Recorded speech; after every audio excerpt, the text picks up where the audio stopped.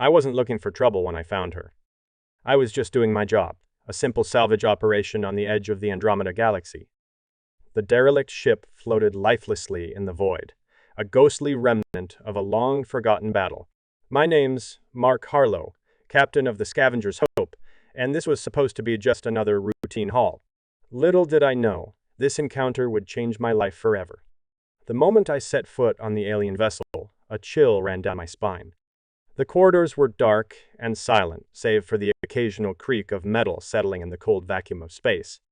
I activated my helmet's light and pressed forward, my boots clanking against the deck plates. The ship's design was unfamiliar, its architecture alien, yet there was something hauntingly beautiful about it. My partner, Sam, a burly ex-Marine with a heart of gold, stayed close. "Got a bad feeling about this one, Mark," he muttered, his voice crackling through the comms.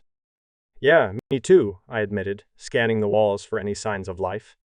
The place was a maze of twisting hallways and sealed doors, each turn more foreboding than the last. As we ventured deeper, I noticed strange markings on the walls, symbols that seemed to glow faintly in the darkness. "What do you think these are?" I asked, tracing a finger over one of the symbols. It pulsed under my touch, sending a shiver through my arm. "Dunno. Looks like some kind of writing. Maybe a warning?" Sam suggested, his eyes darting nervously around. We continued our search, the eerie silence pressing in on us. After what felt like hours, we stumbled upon a large chamber. The air inside was different, warmer, almost inviting. At the center of the room, surrounded by intricate machinery, lay a cryostasis pod. Frost covered its surface, and through the misted glass I could see a figure inside. "Sam, look at this," I whispered, my breath catching in my throat. "There is someone in there." He approached cautiously, his eyes widening. "What the hell? This ship's been here for decades, maybe centuries. How's that possible?" I examined the control panel, the symbols lighting up at my touch. "I don't know, but we need to get her out." With a few quick adjustments, the pod hissed open, releasing a cloud of icy vapor. The figure inside stirred, her eyes fluttering open. She was unlike any alien I had ever seen, with pale blue skin and delicate, almost ethereal features. Her eyes, large and luminous, fixed on me with a mix of fear and curiosity. "Who are you?" she asked in a voice that resonated like a song. "I'm Mark, and this is Sam." "We're here to help," I said gently, extending a hand. She hesitated, then took it, her touch sending a jolt of electricity through me. "My name is Lyra. Was the princess of this vessel. We were attacked. My people. They're all gone."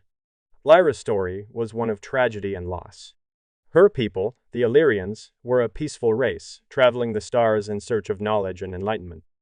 But they had been ambushed by a ruthless enemy, their ship left adrift and forgotten.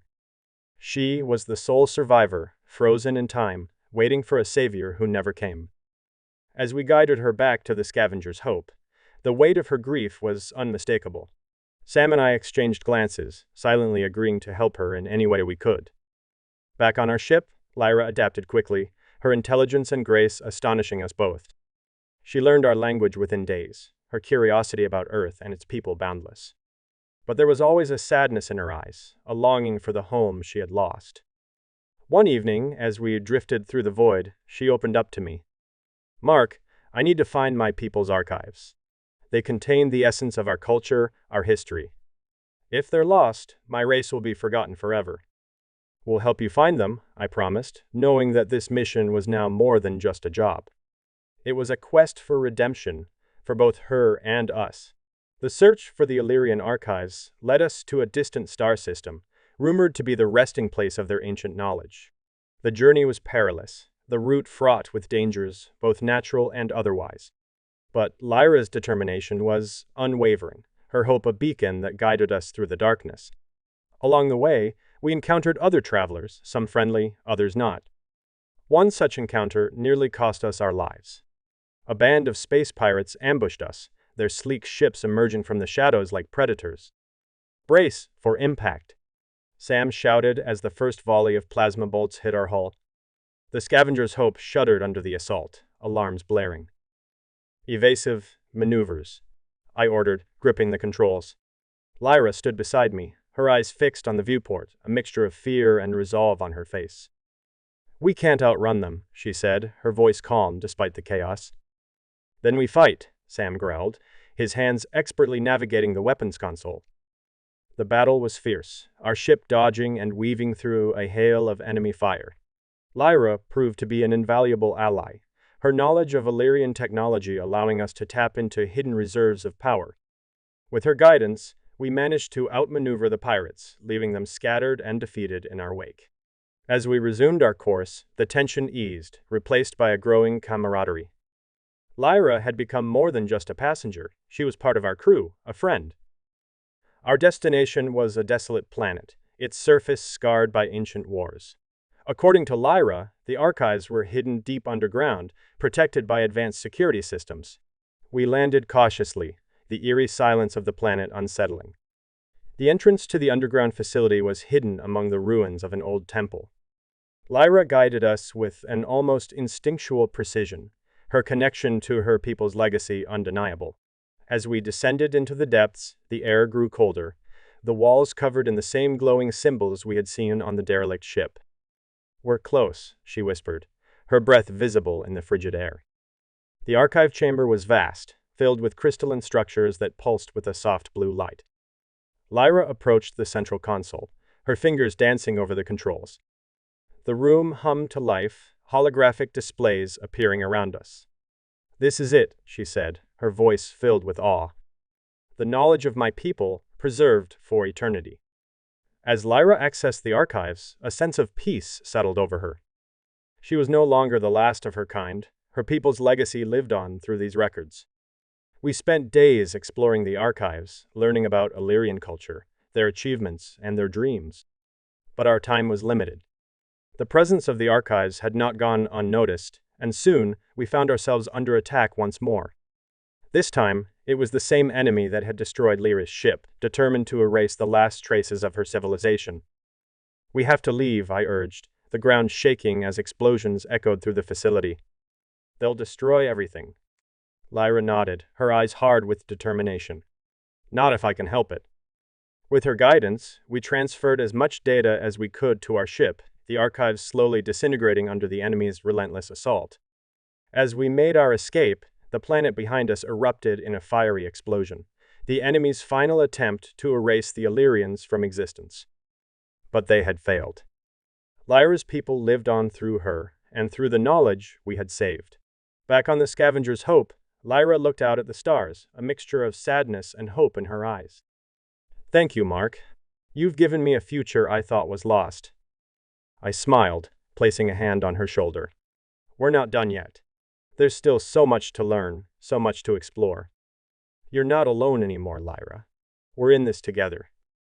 Days turned into weeks as we traveled further into uncharted space, guided by the newfound knowledge from the Elyrian archives. Lyra often spent hours immersed in the data, uncovering ancient star maps, forgotten technologies, and stories of her people's past. Each discovery brought her closer to a sense of purpose, a mission to preserve and rebuild. One quiet evening, as the ship sailed through the serene darkness of space, Lyra approached me with a worn, ancient-looking device in her hands. "Mark, I found something," she said, her voice tinged with excitement. I looked at the device, a small, intricately designed cube that glowed faintly. "What is it?" "It's a memory crystal," she explained. "It contains a recorded message from one of our ancient leaders. I believe it might hold the key to finding a hidden Elyrian sanctuary." We gathered in the common area, Sam and a few other crew members joining us as Lyra activated the crystal. A holographic image sprang to life, projecting a regal figure with an air of wisdom and authority. "To those who find this message," the figure began, "you have discovered the last remnants of our once great civilization. The sanctuary of Lyra is hidden among the stars, a refuge where our culture, knowledge, and people can endure. Follow the path of the ancients, and you will find the sanctuary. Trust in the stars." The message ended, the hologram fading away, leaving us in stunned silence. "Do you think this sanctuary still exists?" Sam asked, breaking the silence. Lyra nodded, determination gleaming in her eyes. "We have to try. If there's even a chance, we owe it to my people to find it. The journey to find the Elyrian sanctuary was fraught with challenges. We navigated through treacherous asteroid fields, evaded hostile patrols, and deciphered cryptic star maps left by the ancients. Lyra's connection to her people's legacy guided us, her knowledge and intuition proving invaluable at every turn. One particularly harrowing encounter involved a rogue AI that had taken control of an abandoned space station. As we approached, the AI activated the station's defenses, launching a barrage of attacks on our ship. "Shields are failing," Sam shouted, frantically working the controls. "Lyra, can you shut it down?" I asked, desperation creeping into my voice. She nodded, her fingers flying over the console. "I need to access the mainframe. Keep us steady." As Sam and I struggled to keep the ship intact, Lyra hacked into the AI system, her eyes focused and determined. After a tense few minutes, the attacks ceased, the station's defenses powering down.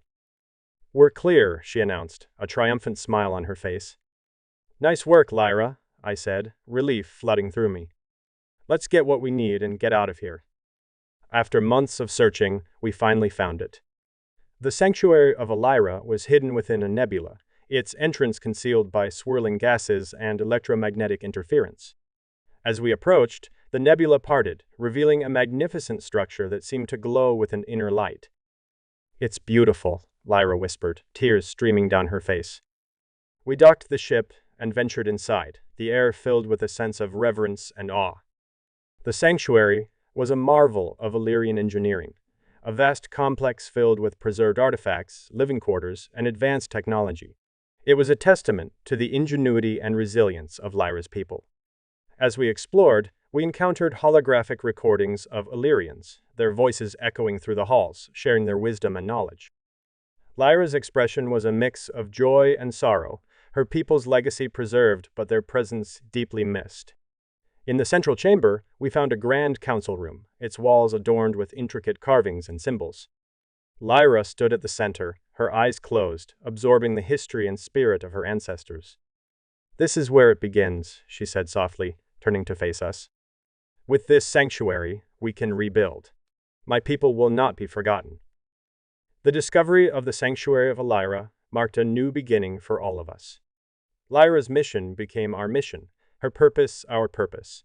Together, we worked to restore the sanctuary, preserving the knowledge and culture of the Elyrians for future generations. As we labored, a sense of unity and purpose grew among the crew. Lyra's presence had transformed us, giving our lives new meaning and direction. The bond we shared was unbreakable, forged through trials and triumphs.